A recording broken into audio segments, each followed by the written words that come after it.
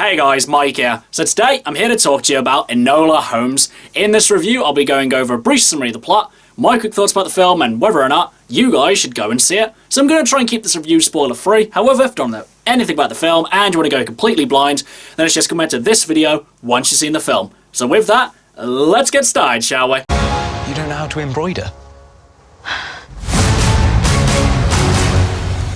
So Enola Holmes stars Millie Bobby Brown as Enola Holmes. In Enola Holmes, Enola is the teenage sister of the famous detective Sherlock Holmes. One day, her mother goes missing, so she sets out to find her, and on the way, she becomes a bit of a sleuth in her own right. And so we have Enola Holmes. So guys, I gotta be honest, going into this one, I didn't have the best of expectations for this one. I thought that it was just going to be completely unfunny, I thought that it was going to be so unentertaining, and I was really going to be questioning the necessity of this film. But now I've watched it, what did I think of Enola Holmes? Well, I just gotta say that in a nutshell, I found that I actually really like this film, because for the most part, it just really didn't go the way that I thought it was going to go. Because going into this one, I thought that this film was going to have the exact same problem that near enough every modern movie has with female leads. The fact that she was just going to be born perfect, great at everything she does, and have zero faults. And because of this, she would have pretty much no personality. And at the same time, all the male characters around her would have been shown as really incompetent, and they would be constantly belittled. Now obviously, this isn't the case for every single modern movie that has a female lead,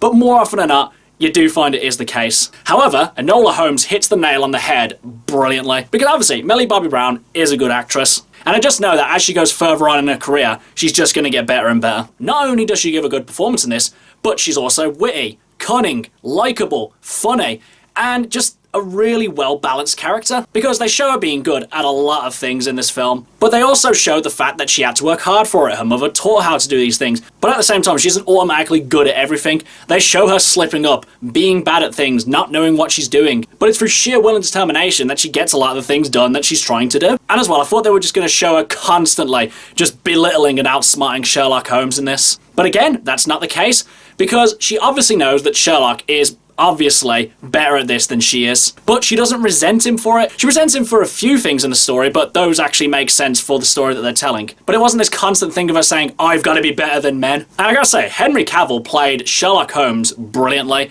He wasn't too over the top, he wasn't too goofy, he just pretty much played Sherlock Holmes how you would imagine he would be. Sophisticated, intelligent, and charming as well. And as well, he wasn't just constantly telling her what to do, how to do it. He kind of helped her along a little bit, told her to really kind of trust in herself, and that she would find her own way. And it just struck a perfect balance between these two characters. And also, Sam Claflin as Mycroft was actually really good as well. He's an actor that I haven't seen in quite a lot of things, but in the few things I have seen him in, he has been quite good. You could argue he leaned into the usual caricature of being a 19th century man, where he says things like women just need to know their place. And if this movie was set in kind of any other time period, this would have become really graining. But because of what was going on in the world at that time, it fits perfectly in. And if it was probably a lesser actor playing this role, it would have come across as really irritating. But you know what? He made it work. And as well, the movie as a whole, like Enola's character, was just really charming and funny. It's not like roll over on the floor, absolutely laughing your head off funny. It's kind of charming and witty. It's usually kind of a lot of back-to-back one-liners that characters share that usually show how charming and funny this film is. And as well, slight spoiler, but Enola's character did something which, honestly, I don't think I've ever seen in a film done. There's this bit in the film where she's getting drowned by someone, and you'd expect that someone else would come along and save her and get her out of the situation. But instead, the movie does something a little bit different. She pretends to drown, and I'm always saying in these kind of situations, just pretend you've drowned, just pretend you've dead, then you can either just get away or attack the person who's trying to drown you. And that's exactly what she does. And I was just taken back a second, just like, you know what? Good job, film. Overall, guys, I just found that I actually really liked this film. The performances were really good. The mystery was decent. It actually went some places which I didn't expect it to go. It's lighthearted, it's fun, it doesn't take itself too seriously, but at the same time, it's not too goofy. All in all, this was just a really well-told story, which definitely surpassed my expectations. But now, as for whether or not you guys should go and see it, you know what, actually, I would recommend that you guys should watch this one. I'm not saying this is the best Sherlock Holmes movie ever made, because honestly, it's not. It exceeded my expectation, but it's nowhere near as good as a lot of other Sherlock Holmes movies or TV series. Honestly, at the end of the day, I really feel that it kind of just used the Sherlock Holmes name in order to kind of get recognition, for people to actually want to watch this one.